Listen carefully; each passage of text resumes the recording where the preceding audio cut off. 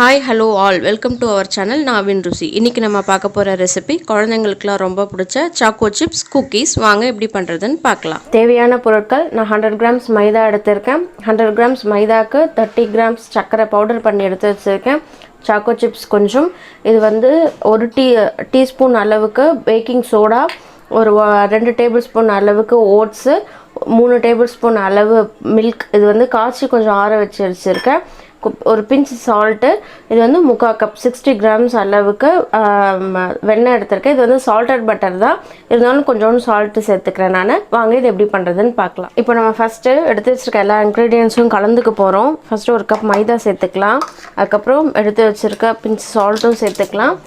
எடுத்து வச்சுருக்க oats, baking soda, powder sugar எல்லாத்தையும் ஒன்றா சேர்த்துக்கலாம். எல்லாத்தையும் போட்டு ஃபஸ்ட்டு நல்லா மிக்ஸ் பண்ணிக்கோங்க. மிக்ஸ் பண்ணிவிட்டு அதுக்கப்புறமா இதில் வந்து பட்டர் சேர்த்துக்கலாம். இப்போ எடுத்து வச்சுருக்க பட்டர் எல்லாத்தையுமே இதில் சேர்த்துக்க போகிறோம். இது எல்லாத்தையும் கலந்துட்டு அதுக்கப்புறமா தான் அந்த எடுத்து வச்சுருக்க பாலையும் நம்ம சேர்க்க போகிறோம். எல்லா பாலும் கிடையாது, ஒரு கன்சிஸ்டன்சி வர அளவு சேர்க்க போகிறோம். இப்போ பாருங்கள், பாலை தவிர இது எல்லாத்தையும் போட்டு இதில் மிக்ஸ் பண்ணியாச்சு. மிக்ஸ் பண்ணி எந்த மாதிரி கன்சிஸ்டன்சியில் இருக்குது அப்படின்ட்டு இந்த மாதிரி கன்சிஸ்டன்சி வந்துடுச்சு. இப்போ வந்து நம்ம பால் எதுக்கு சேர்க்கணும்னா இது கொஞ்சம் பைண்ட் ஆகும், அதனால் இது வந்து நம்ம சேர்க்க போகிறோம். இது இப்போது இந்த ஸ்டேஜில் கொஞ்சமாக பாருங்கள், இது ரொம்ப டக்குன்னு ஊற்றிடாதீங்க. இவ்வளோ பால் தான் எடுத்துருக்கேன். எடுத்து இப்படி தெளிச்சுட்டு மிக்ஸ் பண்ணிக்கோங்க. மிக்ஸ் பண்ணாலே நம்மளுக்கு அந்த மாவு பிசைகிற திட்டம் வந்துடும். அது மாதிரி இருந்தாலே போதும். அவ்வளோதான். நான் எடுத்து வச்ச 3 டேபிள்ஸ்பூன் பால்லே வந்து 1 டேபிள்ஸ்பூன் தான் எடுத்திருப்பேன் நான். கரெக்டாக அடிச்சு இந்த டைமில் வந்து சாக்கோ சிப்ஸையும் சேர்த்துக்க போகிறோம். எல்லாத்தையும் சேர்த்தாச்சு. இப்போ வந்து சாக்கோ சிப்ஸும் சேர்த்துக்கலாம். நம்ம இப்போ இதில் சாக்கோ சிப்ஸ் சேர்த்துக்கிறோம். கொஞ்சம் போட்டு மிக்ஸ் பண்ணிவிடுங்க. நம்ம பிஸ்கெட் வந்து ரோல் பண்ணிவிட்டு அதுக்கப்புறம் மேலே 2 வைப்போம். அந்த டைமில் யூஸ் பண்ணிக்கலாம். உங்களுக்கு எவ்வளோ வேணுமோ நம்ம இஷ்டம் தான். நிறைய வேணும்னா நிறைய சேர்த்துக்கலாம், கம்மியாக வேணும்னாலும் கம்மியாக சேர்த்துக்கலாம்.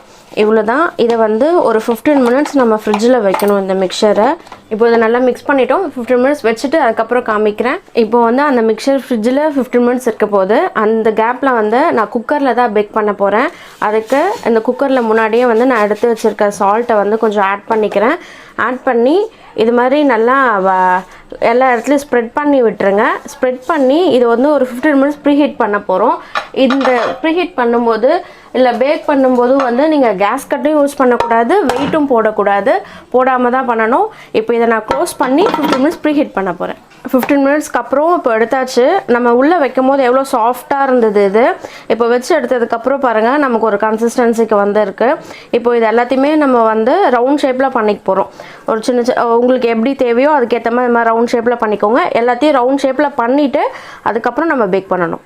இப்போ எல்லாத்தையுமே ரவுண்ட் ஷேப்பில் பண்ணி எடுத்துக்கிட்டோம். இப்போது நான் வந்து இது மாதிரி, இது வந்து குக்கருக்குள்ளே வைக்கிற பாத்திரம், இதுக்குள்ளே ஃபாயில் ஷீட் போட்டு வச்சுருக்கேன். உங்கள்கிட்ட பட்டர் ஷீட் இருந்துச்சுன்னா அதையும் நீங்கள் போட்டுக்கலாம். இப்போ இதை எப்படி பண்ணணும்னா, இந்த பால் இருக்கு இல்லையா, ஃபஸ்ட்டு அதை எடுத்து லைட்டாக இப்படி ஃப்ளாட் பண்ணிவிடுங்க. ஃப்ளாட் பண்ணி ஒன்று ஒன்றா இப்படி வச்சுடுங்க. கொஞ்சம் கேப் விட்டு வைங்க, நெருக்க வைக்காதீங்க. இப்போ இந்த பிஸ்கட்ஸ் எல்லாத்தையும் இந்த மாதிரி ரவுண்ட் ஷேப்பில் வச்சாச்சு. வச்சுட்டு மேலே வந்து இன்னும் கொஞ்சம் சாக்கோ சிப்ஸை வந்து இது மாதிரி ப்ரெஸ் பண்ணி விட்டுக்கோங்க போட்டு நல்லா. அப்போ தான் வந்து அந்த டேஸ்ட் நல்லாயிருக்கும், உங்களுக்கு இன்னும் கொஞ்சம் ரிச் டேஸ்ட்டில் இருக்கும். இப்போது சாக்கோ சிப்ஸ் எல்லாமே இது மேலே வச்சாச்சு. நீங்கள் வந்து இதை குக்கரில் வைக்கிறதுக்கு முன்னாடி இதை மாதிரி ஒரு ஸ்டாண்ட் வச்சு, இங்கே பாருங்கள், இது மாதிரி ஒரு ஸ்டாண்ட் வச்சு அது மேலே வைங்க. அப்போ தான் வந்து டேரெக்டாக இது ஹீட் ஆகாமல் இருக்கும். டேரெக்ட் ஹீட் பட்டுச்சுன்னா இது வந்து தீஞ்சு போயிடும். இப்போ இதை குக்கரில் வச்சிடலாம். இப்போ இது பார்த்திங்கன்னா நல்லா 20 minutes நல்லா ஹை ஹீட்டில் நல்லா ப்ரீ ஹீட் ஆகிடுச்சு. இதில் வந்து இப்போ நம்ம இதை வந்து ப்ளேஸ் பண்ண போகிறோம். ரொம்ப ஜாக்கிரதையாக வைங்க.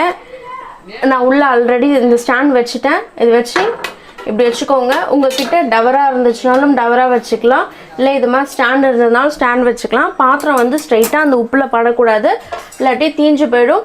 இப்போ இதை வச்சு நான் க்ளோஸ் பண்ணிடுறேன். க்ளோஸ் பண்ணி கரெக்டாக 5 minutesக்கு அப்புறம் இப்போ நம்ம இதை எடுத்து பார்க்கலாம். இது வந்து ரொம்ப மீடியம் ஃப்ளேம்லேயும் வைக்காதீங்க, ரொம்ப ஹை ஃப்ளேம்லேயும் வைக்காதீங்க, ஹை டு மீடியமில் வைங்க. இப்போ இதை 5 minutes எடுத்ததுக்கப்புறம் என்ன பண்ணுறீங்க, இதை மாதிரி ஒரு ஃபோக் ஸ்பூனில் எடுத்து இப்படி ப்ரெஸ் பண்ணி விட்டுருங்க. இப்படி சென்டராக ப்ரெஸ் பண்ணிவிடுங்க. ப்ரெஸ் பண்ணால் தான் வந்து நல்லா குக் ஆகும், கிறிஸ்பாக ஆகும். இது மாதிரி ப்ரெஸ் பண்ணால் தான், இல்லாட்டி வந்து அது மாவு மாதிரியே இருக்கும் உங்களுக்கு. இது மாதிரி நல்லா ப்ரெஸ் பண்ணி விட்டுட்டு மறுபடியும் ஒரு 7 to 10 minutes இதை வச்சுருங்க.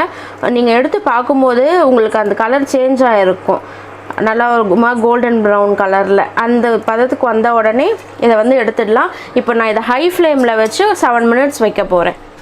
இப்போது 15 minutes, நான் 5 minutesக்கு அப்புறம் ஒரு 15 minutes வச்சேன். இது வந்து ஃப்ளேமாக பொறுத்தது தான் இது. உங்களுக்கு இந்த சைடில் பார்த்தீங்கன்னா நல்லா கிறிஸ்பாக இருக்கிறது தெரியும், ஐ மீன் கோல்டன் ப்ரௌன் கலரில் தெரியும். இது மாதிரி வந்தது அப்படின்னாக்கா உங்களுக்கு அந்த பிஸ்கட் ஸ்மெல்லும் வர ஆரம்பிக்கும். அந்த டைமில் நீங்கள் ஆஃப் பண்ணிக்கலாம்.